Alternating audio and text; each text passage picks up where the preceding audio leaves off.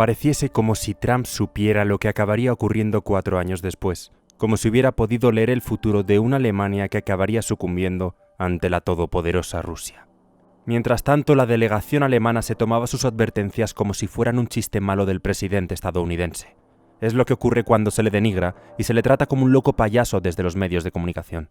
Sin embargo, Trump sabía perfectamente lo que decía. Una alta dependencia de Alemania sobre Rusia llevaría inevitablemente a un problema de seguridad gigantesco. Podemos entender la interdependencia entre países en materias secundarias que no pongan en riesgo la seguridad nacional de un Estado soberano. Pero desde un principio, la altísima dependencia de la cabeza de Europa en el apartado energético se vislumbraba como una brecha de seguridad. Reliance on a single foreign supplier can leave a nation vulnerable to extortion and intimidation. That is why we congratulate European states such as Poland for leading the construction of a Baltic pipeline so that nations are not dependent on Russia to meet their energy needs. Germany will become totally dependent on Russian energy if it does not immediately change course. Here in the Western Hemisphere, we are committed to maintaining our independence from the encroachment of expansionist foreign powers. Y eso es lo que Rusia ha aprovechado. Pero esto no ha sido labor de varios meses, sino de décadas. Con la transición energética alemana comenzaba todo. Liderada principalmente por Angela Merkel, ex canciller alemana que por cierto muchos tienen idealizada, este paso de combustibles fósiles a energía verde y supuestamente libre de emisiones sería la gran empresa del gigante europeo. Y la verdad es que es un gran paso adelante que los países desarrollados busquen energías más limpias, pero el principal problema residía en que se pretendió hacer este cambio con energías renovables, y en las ocasiones que las mismas no produjesen la energía necesaria, se usaría el gas. Y aquí está lo importante de la cuestión. Los lobbies europeos y alemanes presionarían para que la energía nuclear, más segura que la fotovoltaica y el gas, fuese completamente desechada. Comenzaba así un proceso de desmantelamiento de centrales nucleares que se replicaría en la gran mayoría de los países europeos.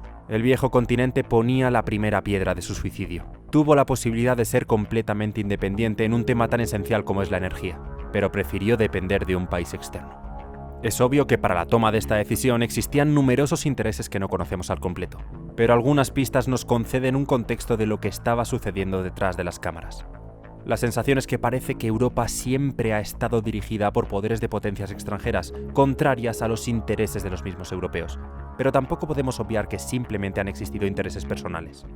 Seguramente Rusia sea uno de los actores que ha estado detrás todo este tiempo, creando una estrategia infalible a largo plazo para poder tener a Europa a sus pies.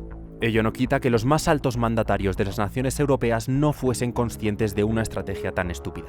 Incluso el propio Putin advertía del tiro en el pie.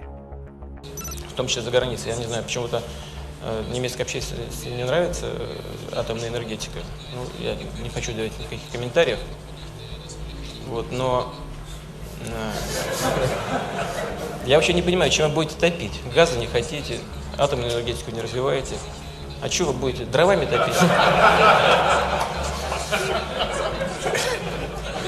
Ну, дрова тоже в Сибирь надо ехать. Чтобы...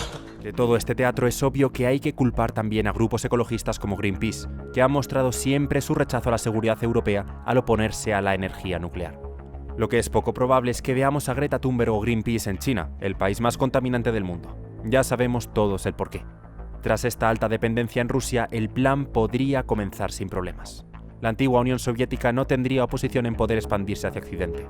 Cortar el grifo del gas pondría a Europa en una situación crítica que de ningún modo podría solucionarse en un corto periodo de tiempo. Las centrales nucleares tardan años en construirse, y las energías renovables son costosas e intermitentes. Así, Europa tendría una gran disyuntiva entre enfrentarse a Putin o bien dejar de lado a Ucrania para asegurarse el suministro de gas durante el otoño y el invierno.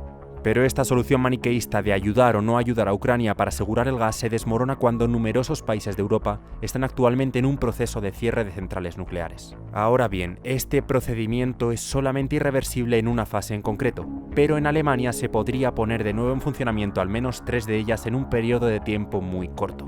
Veremos si triunfa el sentido común. pero la ciudadanía comienza a presionar, como vemos en las encuestas.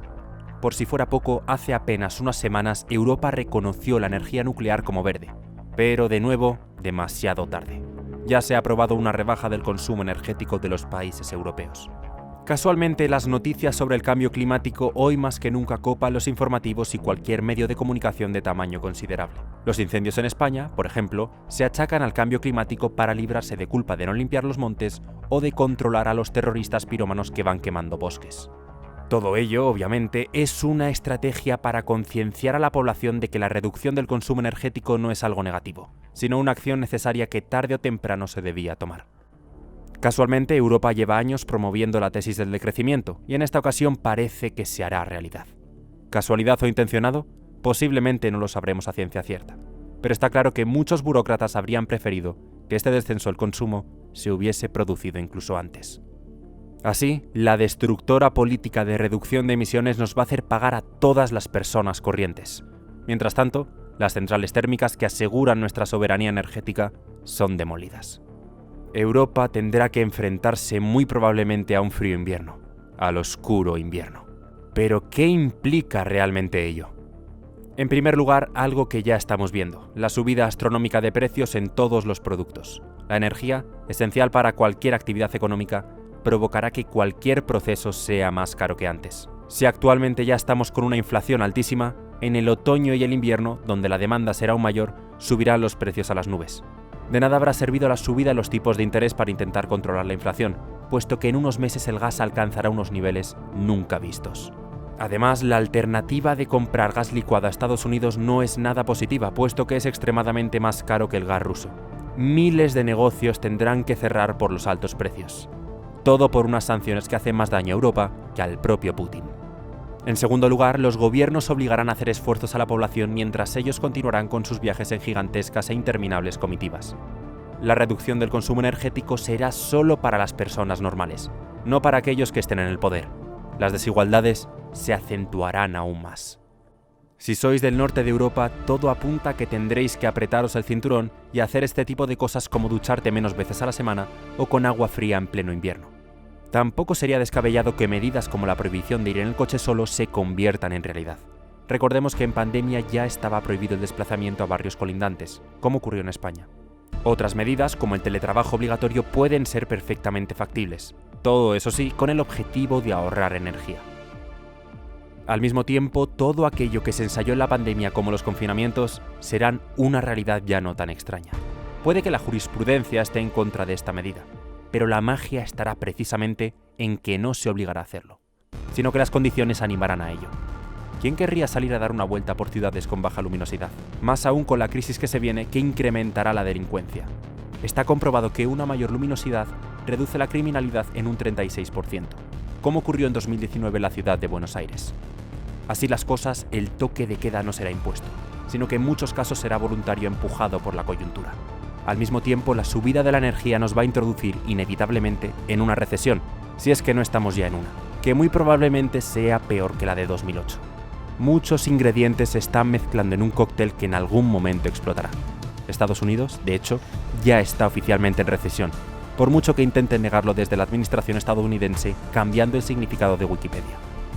De todo este tema energético ya avisaba Austria hace meses desde el propio gobierno, asegurando que un gran apagón era posible y que la población debería prepararse para ello.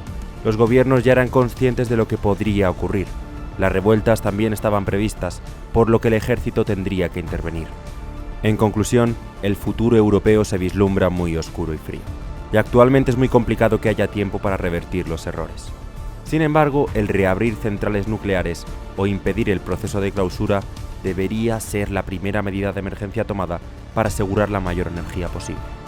Esto es lo que la gran mayoría de países del mundo se están planteando, incluido Alemania. Pero de nuevo, que haya personas que se nieguen a hacerlo, muestra que o bien son completamente ignorantes o poseen intereses oscuros para permitir que el precio de la energía suba aún más. Así, España es el único país de la Unión Europea que no piensa recapacitar sobre esta política. Y todo ello coincide con las peores relaciones en el peor momento posible con Argelia, justamente cuando deberían ser lo más positivas. Mientras tanto, Europa y Occidente deberá prepararse para el Dark Winter.